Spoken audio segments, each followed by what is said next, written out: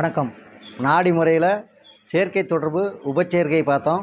அதுலேயும் கிரகம் வக்கரம் வாங்கியிருந்தா 4, 8, 12ங்கிற வீட்டில் இருக்கிற கிரகம் எப்படி தொடர்பு கொள்ளுங்கிறது முன்னாடி வீடியோவில் பார்த்தோம். இப்போ அடுத்தது உபச்சேர்க்கையில் அதை இன்னும் கொஞ்சம் ஒரு உபச்சேர்க்கைன்னு பார்க்கும்போது அந்த கிரகம் வக்கரம் வாங்கியிருந்தா எப்படி பார்க்குறது அப்படிங்கிறது ஒரு உதாரண ஜாதகம் பார்ப்போம். இங்கே பாருங்கள், கடகத்தில் சுக்கிரன் வக்கரம். இது ஒரு பெண் ஜாதகம் அப்படின்னு வச்சுக்கோங்க. இது பெண் ஜாதகம் அல்லது ஆண் ஜாதகமாக இருந்தால் சுக்கிரனா மனைவி, பெண் ஜாதகமாக இருந்தால் சுக்கிரனா ஜாதகை. இதை எப்படி எடுக்கிறோம் அப்படின்னா, இந்த சுக்கிரன் கடகத்தில் இருக்கிற சுக்கிரன் என்றைக்குமே ஒரு வீட்டில் ஒரு கிரகம் இருக்குதுன்னா அந்த வீட்டோட தன்மையோட தான் வேலை செய்யும். கடகங்கிறது சந்திர வீடு.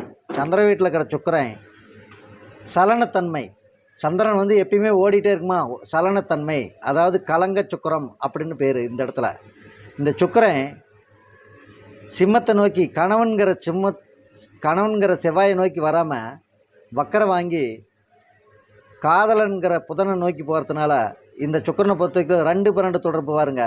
அந்த சுக்கிரனுக்கு 2வது வீட்டில் ஒரு கிரகம் இருந்துச்சுன்னா நேரடியாக அதை போய் தொடும்போது முதல்ல அந்த பலன் தான் தரும் அப்படின்னு பார்த்தோம். இப்போ சுக்கிரன் வக்கரம் வாங்கி 12வது வீட்டில் இருக்கிற புதனை நோக்கி போகிறதுனால, அப்போ புதனை தான் நெருங்கி போகிறதுனால இந்த பெண்ணுக்கு திருமணம்னு வந்தால் காதலனே கணவனாக அமையணும்.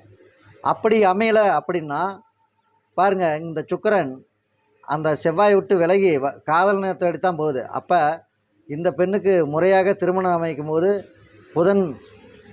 புதன்னா நண்பர்கள், அதாவது ஏற்கனவே தெரிந்தவங்க அல்லது காதலன் இல்லைன்னா மாமன், இந்த காரகுறவை நோக்கி போகிறதுனால இவங்களை பார்த்து திருமணம் பண்ணி வச்சுருந்தா இந்த பொண்ணோட வாழ்க்கை சுபமாக இருக்கும். அப்படி தான் அங்கே பதிவாக இருக்குது.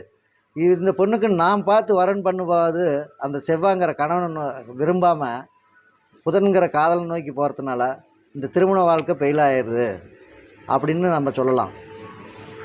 இது உபச்சேர்க்கையில் இது ஒரு பிரிவு. இதை மட்டும் தெரிஞ்சுக்கிட்டால் போதும். அடுத்தது உபச்சேர்க்கையை பற்றி தெரிஞ்சுக்கிட்டோம். அடுத்த வீடியோவில் எதிர்ச்சேர்க்கையை பற்றி நடத்திட்டு ஜாதகம்லாம் எப்படி பார்க்கலாம் அப்படிங்கிற பாயிண்ட்லாம் மேற்கொண்டு வீடியோவில் பார்க்கலாம். வணக்கம்.